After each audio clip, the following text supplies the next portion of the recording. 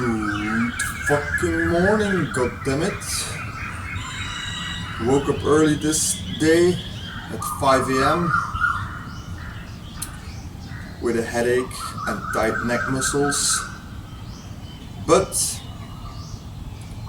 I took this as an opportunity to work out even earlier than usual. Working out first thing of the day is setting yourself up for success. So as usual, I did my Tai Chi first to loosen up the tight muscles and activate the sleepy ones. Had some coffee, did my warm-up, and I'm ready for the first work set now. My body weight today was back to 84 because it dropped a couple of days ago. It dropped with a kilo because histamine-intolerance issues. I must say I didn't take a dump yet despite 2 cups of coffee, but yeah, body weight is 84, so that's what I'm pulling up today. 84 kilo. Let's get started.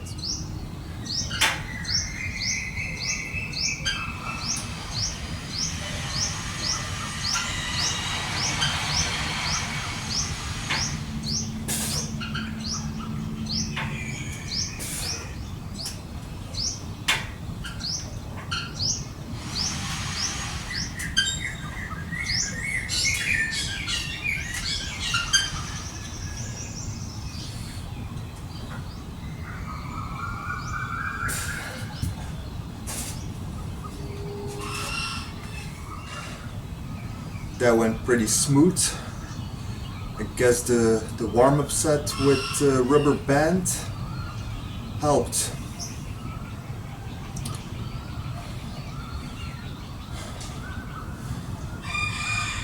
So if you're like me and you only have a home gym with the basics, old school gym equipment, no fancy machines, no assisted pull-up machine, what do you call it? Then just use a rubber band around your knees for a warm-up set.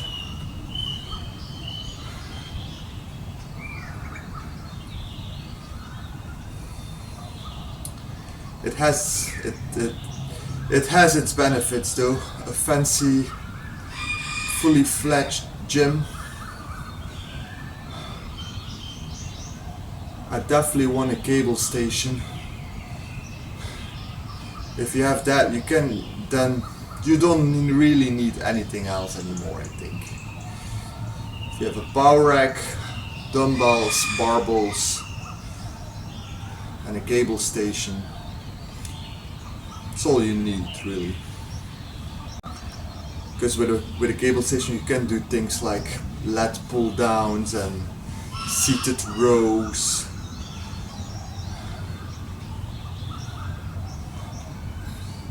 Things that can be useful especially when you're a little bit weaker or when you get older or you get injured. It's a bit of a safer approach with the cables.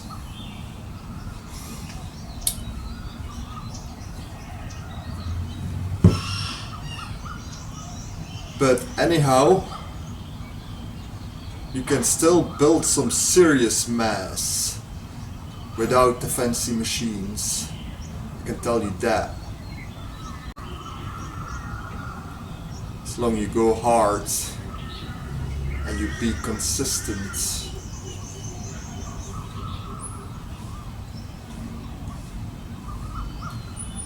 And you keep track of your progress.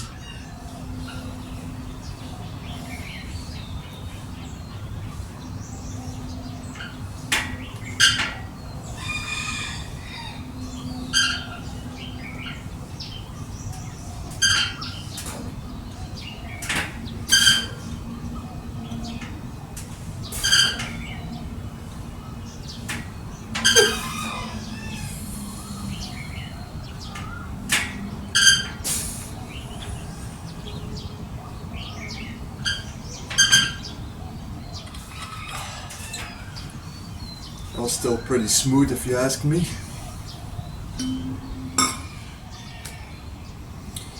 Do you need to keep track of your progress? Because I mean, I hear from many people that don't seem to see the need to keep track of their progress. Obviously, if every time you go to the gym you hit it as hard as you can, you don't necessarily need to keep track of progress in order to make progress, if that makes sense. Of course your muscles will adapt, but the problem with that approach is that you don't really know when it's time to deload. Because of course you can have a bad day sometimes, but if you keep track and you see consistently increases in performance, and then all of a sudden there's 2 days in a row that your performance is declining, and I mean 2 workout days, 2 times the same workout, like if there's 2 days you train back shoulders, 2 days like that in a row, and your performance is declining, and there's no obvious reason as like you didn't sleep well the night before, or you didn't eat enough food or whatever, then maybe it's time to take a deload. And you won't always notice if you just randomly choose exercises and don't really keep track of your progress. So then you might just keep going and get overtrained or even injured. But yeah, as a general rule of the thumb, you can say every 4 to 6 weeks you should deload. That's true. So if you take that general approach, you're probably good to go. Anyhow, it's time for my last set.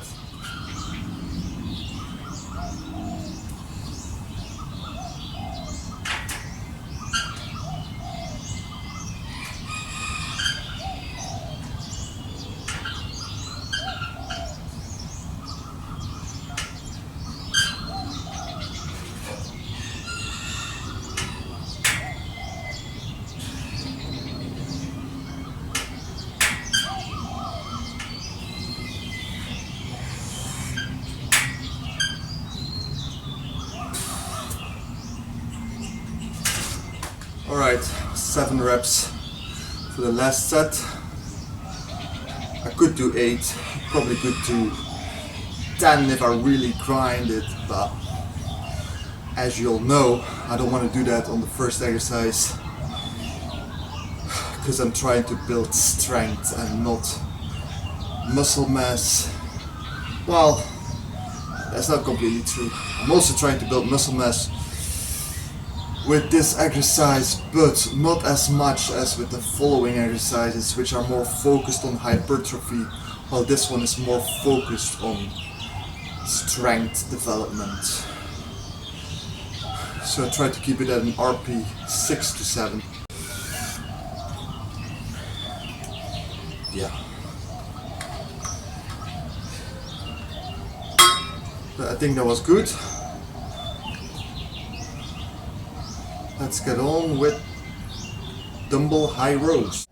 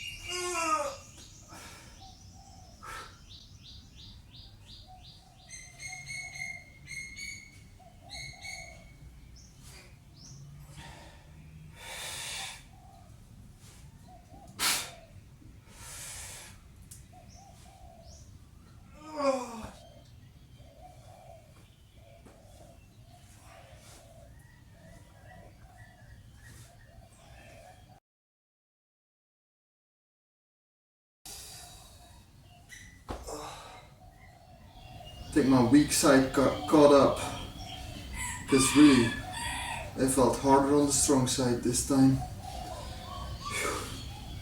But I did it. Oh my god. My arm is so dead now. Forearm extensors, I mean.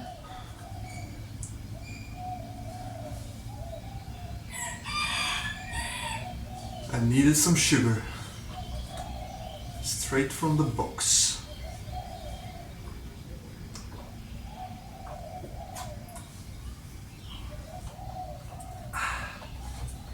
Apple juice. Time for dumbbell shrugs. Supersetted with Arnold press.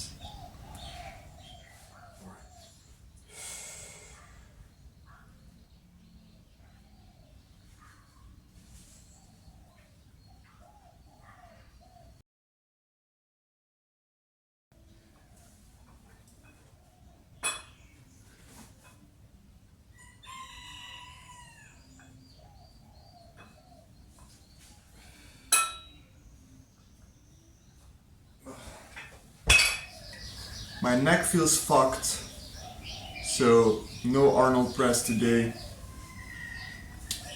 It's already the reason why I woke up with a headache this morning really early. It's just those muscles in my neck. I really need to go see my osteopath. I got an appointment for the 7th because he was fully booked until then. But now I'm just gonna do a couple more sets of shrugs, because shrugs for some reason they don't really bother my neck as much. Not really, actually. It's just that overhead pressing always that puts that tension on those suboccipitals and splenius muscles maybe also. I think it's mainly the suboccipitals right below the skull. They're very tensed. So yeah, just gonna do a couple more sets of shrugs, reverse wrist curls, and then I'm done. So I'll probably see you guys tomorrow for legs.